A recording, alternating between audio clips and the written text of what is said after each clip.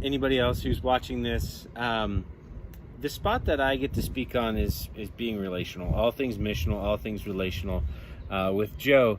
And not everybody is on the same page when it comes to understanding what it can be or even how to be relational. I know that I've gone through some pretty extroverted times in my life, and there's been times when I've been pretty introverted, and there's been times when I've wanted to seek out relationships with people, and times when just one more relationship just felt like I just couldn't do it. But here's maybe Joe's 5, maybe 4. We'll see how many we get to. Tips on how to be relational. Because we talk about being like missional communities or missional people as being in intentional relationships with people. Well, how do we have intentional conversations with people? How do we be relational? So I'd say number 1, probably the most crucial thing in any relationship is be a good listener. Listen. Try not to come up with what you're going to say next when they're talking. Try not to relate so much with them that you interrupt them. But listen. We've talked in our staff meeting, and I've said it a couple times before. We can say 150 words per minute, but we can process 1,000 words per minute, which means when somebody else is talking, like I'm talking right now, you're thinking of probably what I'm saying. Maybe you're agreeing with it, maybe you're not, and maybe you're thinking about your to-do list. Maybe you're thinking about what you're going to do next after this, or maybe you're thinking about ways that you want to write me and tell me how much of hogwash it is. I don't know, but you can do that. You can process 1,000 words per minute. So it's important to listen and to actively listen. Now, there are tips, tricks, books, seminars, podcasts on how to be a good active listener, because that is a specific way of listening. But being an active listener, just to break it down, is to actually care and follow up with questions. And so I would say that's number 2, is ask good questions, but not too many questions. You got to be yourself.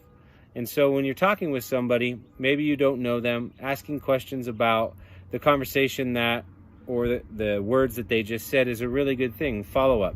However, if you keep asking questions, for most people, they're going to feel like they're on trial. They're going to feel like they're being the Great Inquisition. And so don't ask too many questions, but ask good questions. Ask follow-up questions and dig deeper into that conversation. And be yourself. Be yourself and find a common idea, I think, are really important. So when you're talking with somebody, if you want to go past the hi, how are you? How was your day? How was the weather? You have to find something common to talk about. And so if that's sports, if that's fashion, if that's Instagram, if that's politics, be careful there. If that's religion, be careful there too. Just find a common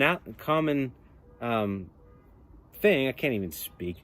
Find a common thing that you both like, and that will open the door into more intentional relationship in the future, and give you a common thing to say. Hey, did you watch the fight last night?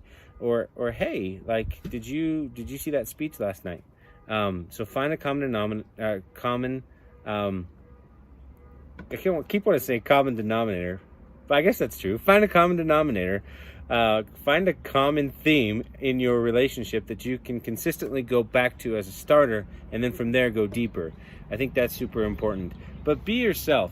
If you don't know anything about a situation or a topic, just say, man, all I can do is listen to that. I don't know much about that, but I would like to. That's a great way of doing it. If you don't know what they're talking about, or maybe something that they're into, like my neighbor, he might watch this. Love you guys, Rob and Adam. He loves cars. He's fixing up his Ford, and it's amazing. And he's telling me all these things about the car, and I know enough about cars. Like, I can fix things, but I don't know about all the different coats of paint that he's putting on his car. But I'm interested in it, and I want to learn from it. But I don't pretend to go, oh yeah, that's the Q45 wax. I just sit there and listen to him because he's knowledgeable, and it's great. So listen, be yourself, ask good questions, find a common theme that you both like. And Kelly and Allison just said this in their spot. And they said it in a way that I'll get to, but I'm going to say it in reverse to get there, which is kind of weird. Go deep in those relationships. Ask a question that will spur on another discussion. If they're talking about going to the gym, ask what they do at the gym. Go deep, and then that eventually will lead to an ability to dive deeper into things that maybe are less surface level. So go deep. And so what Allison said was, my wife just brought me coffee. Thanks, wife. Love you.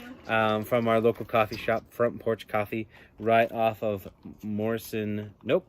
right off of Dartmouth and Kipling Parkway. So a little coffee, a little pick-me-up for the afternoon.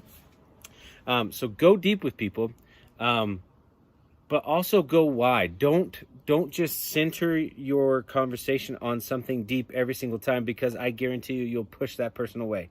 So go wide with general hellos and welcoming, and talk about the things that are going on in their life, and that will lead to deeper and deeper and deeper conversations.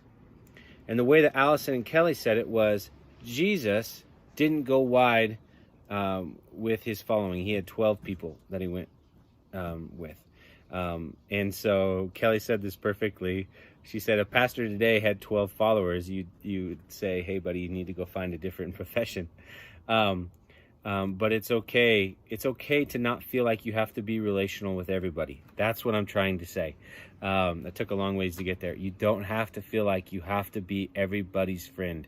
You don't have to be in everybody's circle. It's okay to have a few people that you confide in, but it is important to be relational and open with those people, and to always be seeking where the Holy Spirit's leading you. That's the hope of the gospel, is to be guided by the Holy Spirit into conversations with people that he has set and made for you, and put them in front of you to be able to talk to.